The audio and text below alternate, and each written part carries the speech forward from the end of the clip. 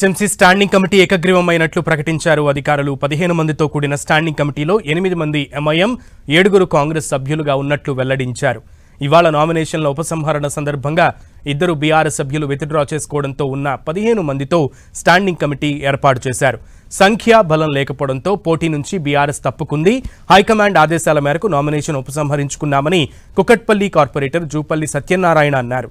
Standing committee ఎన్నికకు MIM నుంచి 8, కాంగ్రెస్ నుంచి 7, బీఆర్ఎస్ నుంచి 2 నామినేషన్లతో కలిపి 17 నామినేషన్లు దాఖలయ్యాయి. 15 మంది సభ్యులుండే స్టాండింగ్ కమిటీకి బీఆర్ఎస్ నామినేషన్లు రావడంతో ఎన్నిక తప్పదనుకున్నారు.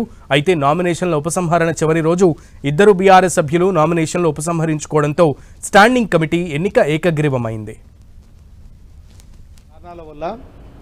మేయర్ గారు కానీ మా కార్పొరేటర్ గా మా దాంట్లోకి వెళ్ళి గెలిచింది, టీఆర్ఎస్కి వెళ్ళి గెలిచింది. డిప్యూటీ మేయర్ మా దాంట్లోకి వెళ్ళి గెలిచి కాంగ్రెస్ లోకి పోవడం జరిగింది. ఇంకా కొంతమంది కార్పొరేటర్లు కాంగ్రెస్ లకు మా దాంట్లో గెలిచి టీఆర్ఎస్ పార్టీలో గెలిచి కాంగ్రెస్ లోకి పోవడం జరిగింది. కనుక మాది సంఖ్యాబలం తక్కువ ఉంది.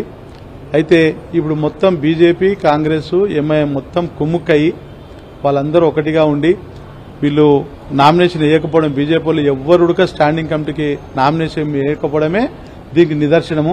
కాంగ్రెస్, ఎంఐఎం, బీజేపీ కలిసిందనడానికి పదే పదే చెప్తుంటారు.